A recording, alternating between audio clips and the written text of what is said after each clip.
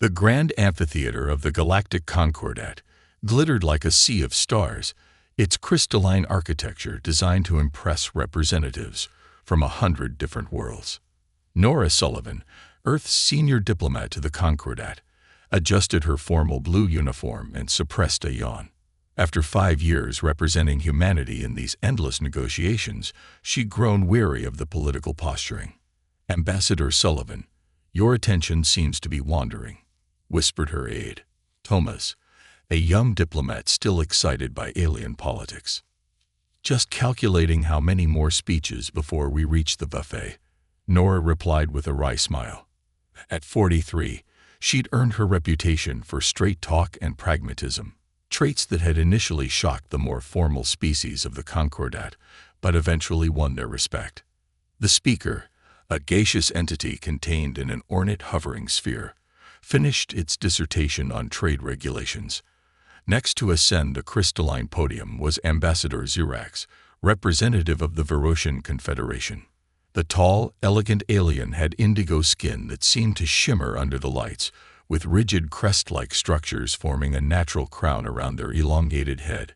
"Esteemed colleagues," Xerax began, voice harmonious despite the translator, "the time has come to formalize the alliance between our peoples. The Verosian Confederation offers our technology and wisdom in exchange for Earth's resources and innovative thinking." Nora leaned forward. This alliance had been her project for years, bringing together the technological brilliance of the Verosians with humanity's adaptability could change the balance of power in the sector, particularly against the aggressive Cronin Empire. As Xerax continued outlining the benefits of cooperation, Nora noticed movement in the gallery above. A hooded figure shifted position, something metallic glinting briefly in the light. Her years in conflict zones before becoming a diplomat triggered her instincts. "Thomas," she whispered, "alert security. Upper gallery, 3 o'clock." But before Thomas could act, a nearly invisible mist descended over the central platform where Xerax spoke. The Verosians' speech faltered, their indigo skin paling to a sickly blue. Around the amphitheater, security systems activated, force fields shimmering into existence to contain what was clearly an attack. Nora found herself trapped on the diplomatic platform with Xerax, who had collapsed to the floor. Without hesitation, she rushed to the alien's side, even as she felt the burning sensation of the toxin entering her own lungs. "Ambassador Sullivan, stay back," shouted a security officer through the force field. "The toxin is Sorelian nerve agent, fatal to all known species." But Nora was already kneeling beside Xerax, whose breathing had become labored. "Get me a medical kit," she shouted, feeling strangely unaffected except for a mild irritation in her throat. A medical drone arrived, hovering anxiously as its scanners analyzed the situation. "Human biology detected," it announced with surprise. "Subject showing resistance to Sorelian compound. Verosian subject in critical condition." Nora's mind raced. Humanity's reputation for biological resilience was well known. Earth's punishing environment had created a species with remarkable adaptability. But this was the first confirmation that humans were resistant to Sorelian toxins. "Can you synthesize an antidote from my blood?" Nora asked the drone. "Theoretical possibility exists," the drone replied. "But procedure is experimental. Risk factors unknown." The Verosians' breathing grew more strained. Around them, chaos erupted as diplomats evacuated and security forces searched for the assassin. "Do it," Nora commanded, rolling up her sleeve. "And get me a secure channel to Earth Command. Someone just tried to prevent this alliance by any means necessary, and I want to know who." As the drone extracted her blood, Nora locked eyes with Xerax, whose gaze showed both fear and wonder. "You risk yourself for me," the Verosian whispered. "That's what allies do," Nora replied firmly. "And whoever's behind this attack just gave humanity the perfect chance to prove exactly what we bring to this partnership." Beyond the force field, she spotted the hooded figure being cornered by security. This wasn't over. It was just beginning. And humanity was about to show the galaxy exactly why underestimating Earth was always a deadly mistake. The medical chamber hummed with activity as drones processed Nora's blood, extracting the components that might save Ambassador Zurax's life. Through the transparent partition, she could see security forces interrogating the captured assassin. A pale, reptilian being with neural augmentations visible beneath translucent skin. Ambassador Sullivan. The medicalized voice was calm and precise. The synthesis is complete, but I must warn you. This procedure has never been attempted between human and Verosian physiology. Nora watched as Zurax's breathing grew more labored, the indigo of their skin now ashen and dull. What are the alternatives? There are none, the eye replied. Conventional treatments would take hours to formulate, and Ambassador Zurax as minutes. Then do it, Nora said, her voice firm. She approached Zurax's bedside as the medical drone administered the serum derived from her blood. For several tense moments, nothing happened. Then Zurax's body convulsed, a soft blue glow emanating from beneath their skin as the human-derived antidote fought against the toxin. Nora held her breath, acutely aware that this moment might change interspecies relations forever, for better or worse. Captain Elias Rayner entered the chamber, his security uniform bearing the insignia of Earth's Special Diplomatic Protection Division. Ambassador, we've identified the assassin as a member of the Stellar Purists. They're a fringe group that believes cross-species cooperation dilutes cosmic purity. They tried to kill 2 ambassadors to maintain purity. Nora shook her head. The irony would be amusing if it weren't so deadly. There's more, Rayner continued, his weathered face grim.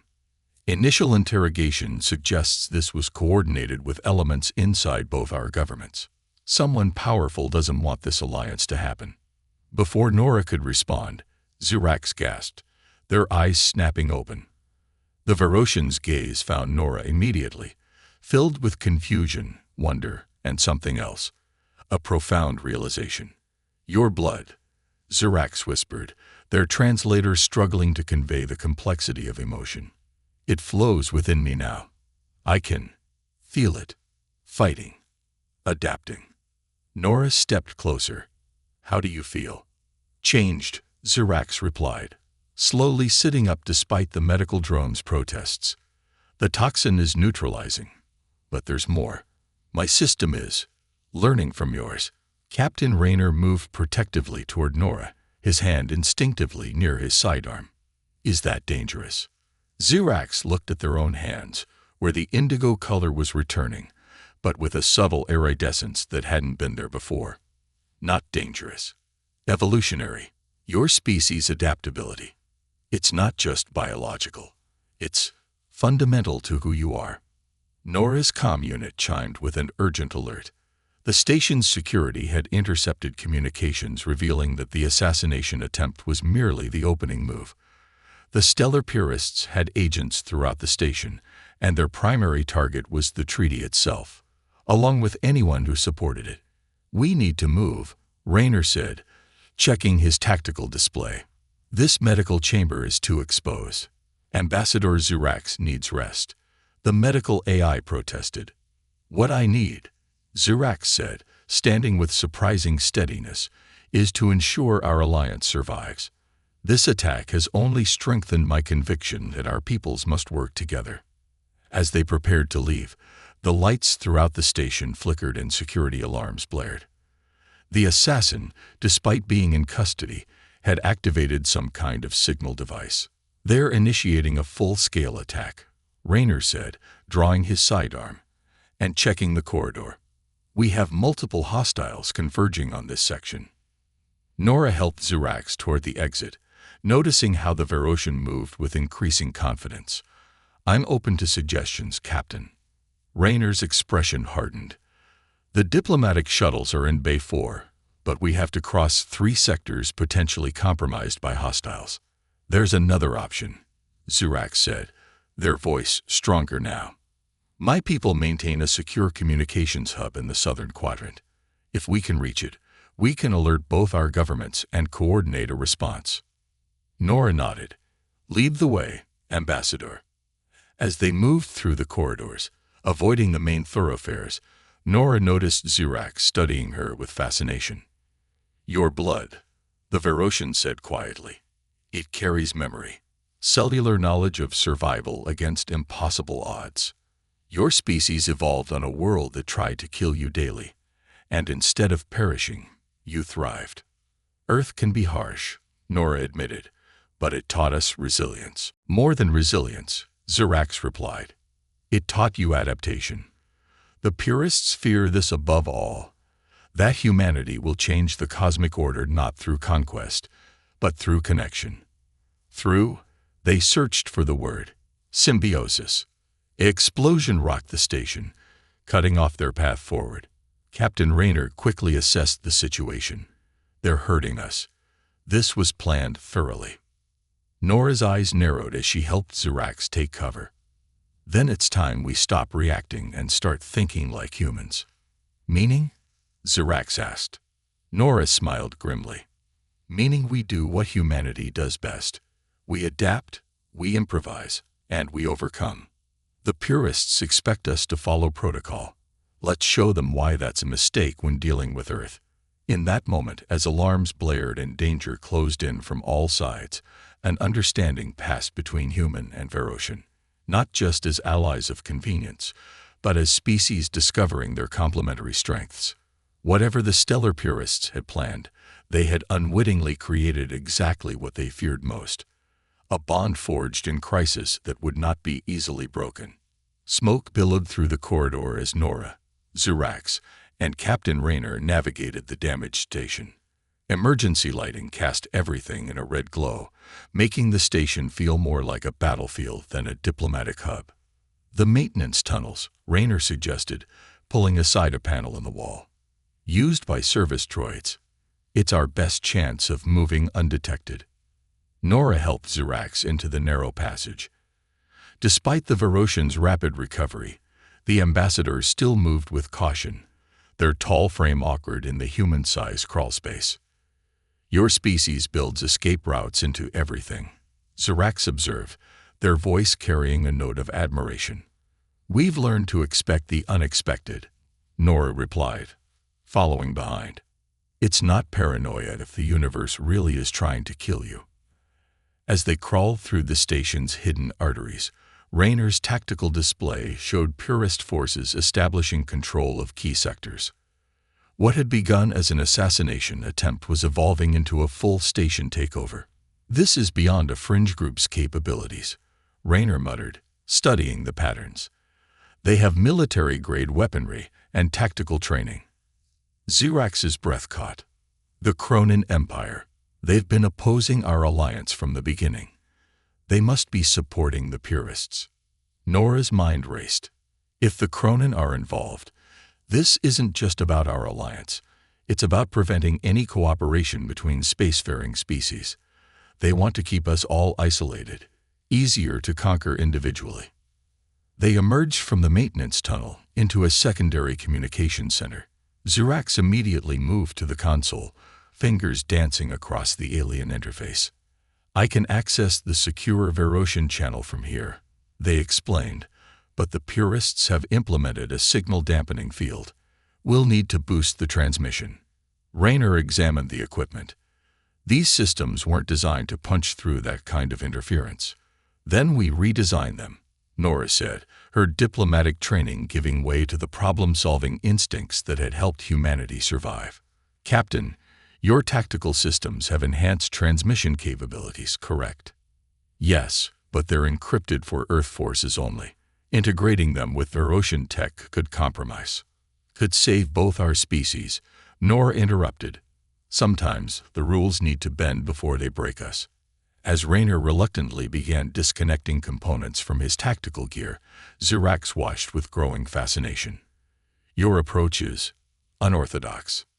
Humans call it MacGyvering," Nora explained with a small smile. "Making something work with whatever you have on hand. It's kept us alive for millennia." While they worked, Zirax suddenly froze, head tilted as though listening. "They're coming. 3 units, converging on our position." Rayner looked up sharply. How do you know that? Xerax touched their chest, where Nora's blood-derived antidote had saved their life. Your blood enhanced my sensory capabilities. I can detect their movement through vibrations in the station structure. The transfusion must have activated dormant Verosian abilities, Nora realized.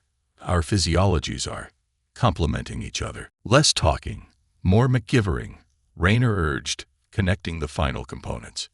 We got maybe 2 minutes before company arrives. The makeshift transmitter hummed to life, its components an impossible hybrid of human and Verosian technology. Xerax quickly composed a message detailing the attack and the suspected Cronin involvement, transmitting it to both Earth Command and the Verosian High Council. Message sent, Xerax confirmed, but the signal strength was weak. We don't know if it went through completely. The explosion shook the room, and pieces of the ceiling collapsed. Through the new opening, armored figures began descending on cables. Time to move, Raynor shouted, drawing his weapon. The message either got through or it didn't. Either way, we can't stay here. As they fled through a side passage, Nora noticed Xerax moving with increasing confidence and speed, almost matching Raynor's trained pace. The changes in the ambassador went beyond recovery. Nora's blood had triggered something profound in Verosian physiology.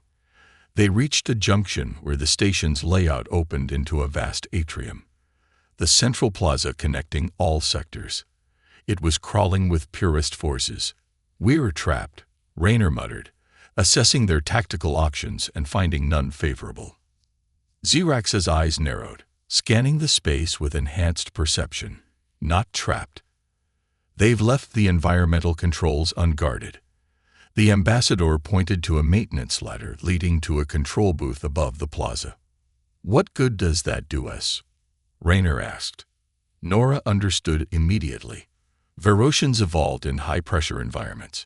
You can withstand atmospheric changes that would incapacitate others. Xerax nodded. And with your blood enhancing my system, I suspect I can endure even more extreme conditions now. If we can reach those controls, we create a diversion. Nora finished. Alter the atmospheric pressure enough to disorient them without endangering the other species on the station. Raynor's expression shifted from skepticism to consideration. That's actually brilliant. But one of us has to draw their fire while the others reach the controls. I'll do it, Nora said immediately. I'm the diplomatic target. They'll focus on me. Ambassador, Raynor began to protest. I've survived worse odds, Captain. Nora cut him off. And right now, my diplomatic immunity is worth less than the distraction I can provide. Get Xerax to those controls. As Raynor reluctantly prepared to escort Xerax to the environmental booth, the Verosian ambassador placed a 6-fingered hand on Nora's shoulder. Your people's willingness to sacrifice for others. I used to think it was a weakness, Xerax said softly. Now I understand it's your greatest strength. Nora smiled grimly. Let's hope it's enough. On my signal, run like hell. She took a deep breath, thinking of Earth, of the Alliance, of everything at stake. Then, with the determination that had carried humanity from caves to the stars, Ambassador Nora Sullivan stepped into the open, ready to show the purists why targeting humans was always a critical mistake. The purists' weapons trained on Nora the moment she emerged, just as she planned. Their leader, a tall figure in ornate armor decorated with cosmic symbols, stepped forward. Ambassador Sullivan, the leader's voice echoed through a vocoder. How fitting that you should deliver yourself to us. Your species' impulsiveness continues to be its downfall. Nora walked forward with measured steps, buying time as she spotted Raynor and Xerax scaling the maintenance ladder in her peripheral vision. I could say the same about your prejudice, she replied evenly. It's made you predictable. The purist leader tilted their head. There is nothing predictable about preserving the natural order. Your alliance threatens the purity of evolution itself. Each species must develop along its own path. And yet, Nora countered, keeping their attention fixed on her. You've allied with the Cronin, haven't you? Seems rather hypocritical for purists. A murmur ran through the assembled forces. The leader stepped forward aggressively. Temporary necessity. The Cronin understand the importance of keeping boundaries. Nora noticed Zirax and Raynor reaching the control booth. Just a few more moments. Boundaries or barriers? Because from humanity's perspective, cooperation has always achieved more than isolation. Spoken like a species barely out of its primitive stage, the leader scoffed. Your kind thinks mixing blood and ideas creates strength. It only creates corruption. Nora allowed herself a small smile. Speaking of blood, above, Zirax activated the environmental controls. The pressure in the atrium began to shift, subtle at first, then more dramatically. The purists looked around in confusion as their equilibrium faltered. What is this? The leader staggered, the vocoder unable to hide their disorientation. This, Nora said calmly, her human physiology better adapted to the pressure changes, is what happens when you combine Verosian environmental expertise with human tactical thinking. The purists' formations broke as warriors struggled to maintain balance. Raynor took advantage of the chaos to slide down a support cable, landing beside Nora with weapon drawn. Atmospheric pressure destabilized, he reported. Zirax is modulating it to affect their species specifically. But the purist leader, though disoriented, managed to activate a device on their wrist. Alarms blared throughout the station. You're too late, they growled. The purification has begun. This station will be cleansed, and with it, the abomination of your alliance. The station rumbled ominously. On nearby screens, countdown sequences initialized, showing that the life support systems were being systematically disabled. They're going to depressurize the entire station, Raynor realized. Kill everyone aboard. Zirax rejoined them, moving with surprising agility through the disoriented purists. The override codes aren't working. The system's been locked out. The purist leader laughed, a hollow sound through the vocoder. The natural order will be restored. Only the worthy will survive. Nora's mind raced. The complex alien systems controlling the station were designed with redundancies and failsafes that would take hours to hack, time they didn't have. Then it hit her, the human approach. Not elegant, not sophisticated, but effective. Captain, you're breaching charges, she demanded. How many do you have? Raynor blinked. 4, standard demolition pack. But Ambassador, we can't breach the hull. Not the hull. Nora pointed to a massive conduit running along the ceiling. The main power distribution system. Everything on this station routes through there, including their override commands. Zirax's eyes widened. You want to cut power to the entire station. The backup systems will engage automatically, Nora finished. And when they do, they'll revert to base programming, bypassing the purists' commands. Raynor hesitated. That's insanely risky. Life support will go offline momentarily if the backups don't engage properly. It's exactly what they don't expect, Nora insisted. Technical elegance versus brute force problem solving. The human way. The countdown continued as the three of them worked quickly. Raynor placed the charges while Zirax calculated the precise locations for maximum effect with minimum structural damage.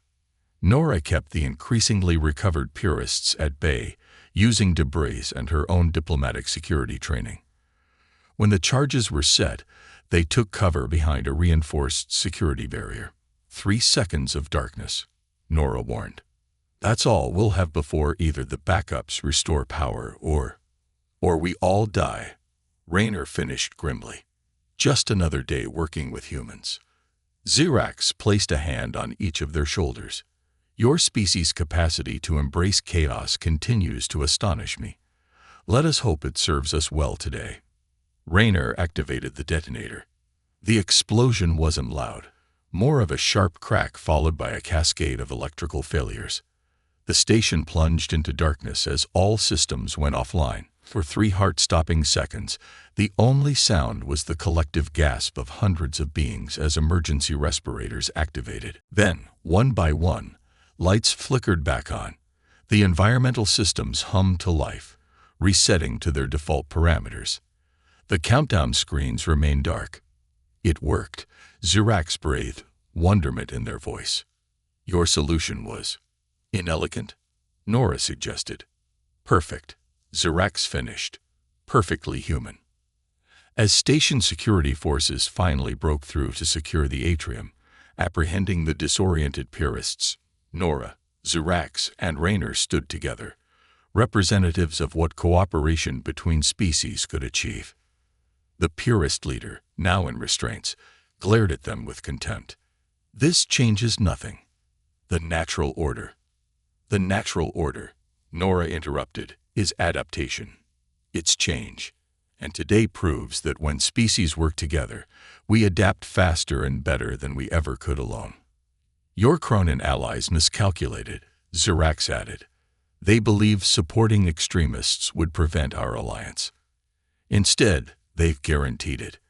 As medical teams arrived to treat the injured, Nora felt a profound weariness settle over her. The adrenaline that had carried her through the crisis began to fade, leaving behind the realization of how close they'd come to disaster. Zirax noticed her exhaustion and supported her with surprising strength, strength partly given by Nora's own blood. You know, Nora said quietly, I think this might be the most dramatic way a peace treaty has ever been sealed. Blood and fire, Zirax agreed. But perhaps that's fitting. The strongest bonds are forged in crisis. Raynor holstered his weapon, surveying the scene with professional detachment. I'll need to file one hell of a report about this. Include this observation, Captain, Zirax said, still supporting Nora.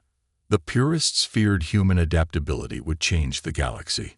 Today proves they were right to be afraid, but wrong about why. Humanity doesn't conquer, it connects. As they walked together toward the diplomatic sector, where representatives from both worlds waited anxiously for news, Nora reflected on the irony. An assassination attempt meant to prevent alliance had instead created the strongest possible foundation for one. Proof that together, their species could overcome challenges neither could face alone. The Terran solution, it seemed, wasn't just about surviving against the odds. It was about thriving because of them, and bringing others along on the journey to the stars.